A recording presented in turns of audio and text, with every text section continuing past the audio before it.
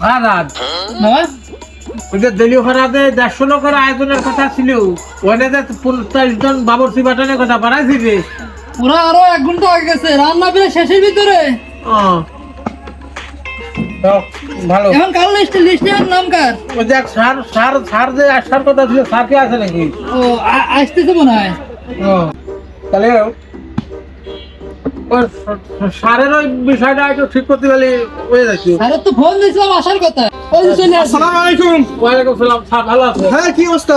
আপনি তো শুনলাম খুব নাম করে বাবরচি, তাই তো আমার ছেলেবেলা স্কুলের পিকনিক আছে, ওদের নিয়ে যাবো। তা কি রোস্ট রান্না করতে পারবো না? আমার রোস্ট রান্নার কথা আপনার কি বলবো, আমি রোস্ট রান্না করলে রোস্টের উপর থাকা আইজাত পানি কথা।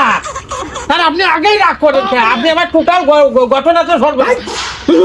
আরামদাদা, তুমি যে কেমন না ধরে তারপর বুঝে গেছে, তুমি যে রান্না করলে বা ছাল বানালে সব কটা দেবেন ডায়রিয়া। আরামদাদা না ধরে আমি বাল ছাড়াই তোর আর তোর খবর আছে। এইসব ভুলভাল রাঁধুনি নিয়ে আসিস।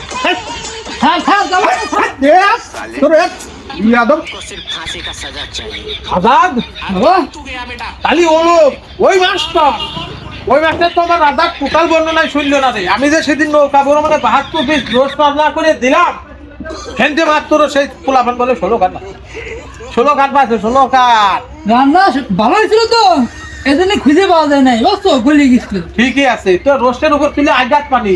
তা এই ঘটনা যদি সারের সব কথা তো বানিয়ে মনে আছে আমার লগে লগে ছিড়িয়ে ফেল করি।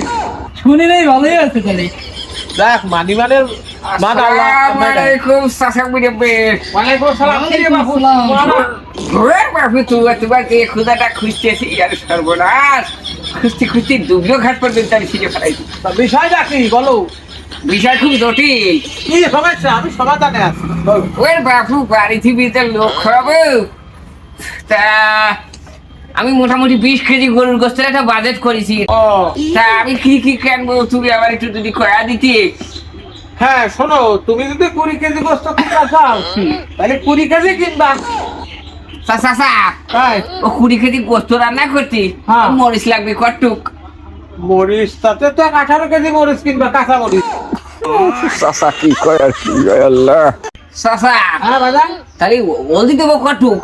হলদি বেশি লাগবে না, তুমি 6 কেজি মতো হলদি কিনলে হবে না। তা যাই হোক, তাহলে তেলের কি পরিবেশ করবো? তেল আপাতত তো 150 গ্রাম তো কিনবা। কি কয় বাবু, এত বসতে 150 গ্রাম তেল কোন কথা বাচ্চি আল্লাহ। এই, গরুর বাসে তেল লাগে? গরুর ভিতরে তো তেল খায়।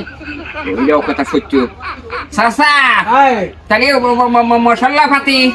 মশলা পাতি, গরম মশলা, ঠান্ডা মশলা সব মিলিয়ে তুমি তোমার মতো করে কিনো।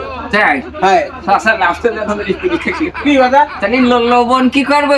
লবণ আপাতত 20 কেজি গোস্ত তো 18 কেজি লবণ লাগবে না দাদা। 18 18 কেজি না হলে তুমি 1 কেজি কমই কিনে, তুমি 17 কেজি কিনে। ওরে আল্লাহ, এ যে গোস্তের যে হিসাব দেছে রে,